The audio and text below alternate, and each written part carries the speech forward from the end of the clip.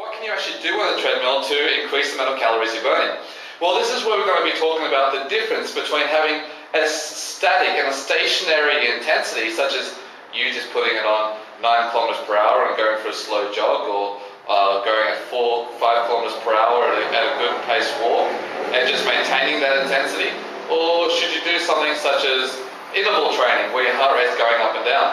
So let's have a look at this graph here of your heart rate over time, and let's see who's going to be burning more calories. Why are we worried about burning calories? Well, because if you want to lose weight, it's just simply all about how many calories you've burned by the end of the day. Because if your body has burnt more calories than what you have put in via food, and if your body's burned more calories, your body's sitting there going, alright, I've burned more calories than what's going in, so where do I get these excess energy from? Where do I get this excess calories from? And it'll take it from your stored body fat, and now you start to burn fat. So obviously, if you eat more food than what your body burns, your body will take those calories from your food and it will store it as body fat. It's got nothing else to do with it. It'll just stick it in its pocket. So our number one goal by the end of the day is to burn more calories than what you put in. And if you do that efficiently, you're going to lose weight. So let's have a look at the difference between heart rate over time between doing resistance training to burn those calories, or just having a static heart rate to burn those calories. So you start exercising. Your heart rate down here is normal, and you start exercising. Your heart rate starts to go up and up and up as you exercise. And then you find your comfortable, steady pace, and you keep that going for 15 minutes to an hour. And your heart rate remains quite consistent. This area space in here represents the quantity of calories that you burn. Now let's have a look at what happens when you do interval training, where your heart rate's going up and down. Interval training is all about putting big effort, rest, big effort, rest, big effort, rest. If you're on a treadmill, a really good way of doing this is simply going 1 minute fast, 1 minute slow, 1 minute fast, 1 minute walk.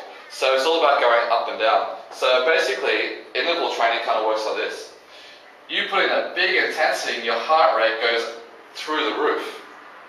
But now after just 1 minute, you get to rest. So during that time, your heart rate starts to slowly come back down again. But it comes back slowly. So even during that time, it's still higher than what it was before.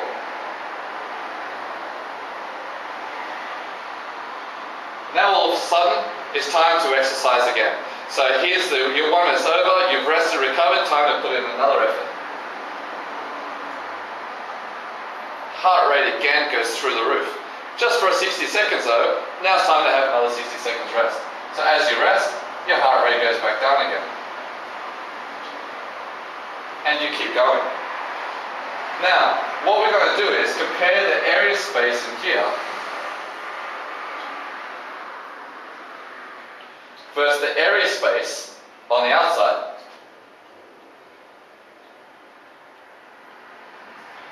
And the area space on the outside is actually quite dramatic. So if you look at the area space out here, it is absolutely much, much, much more.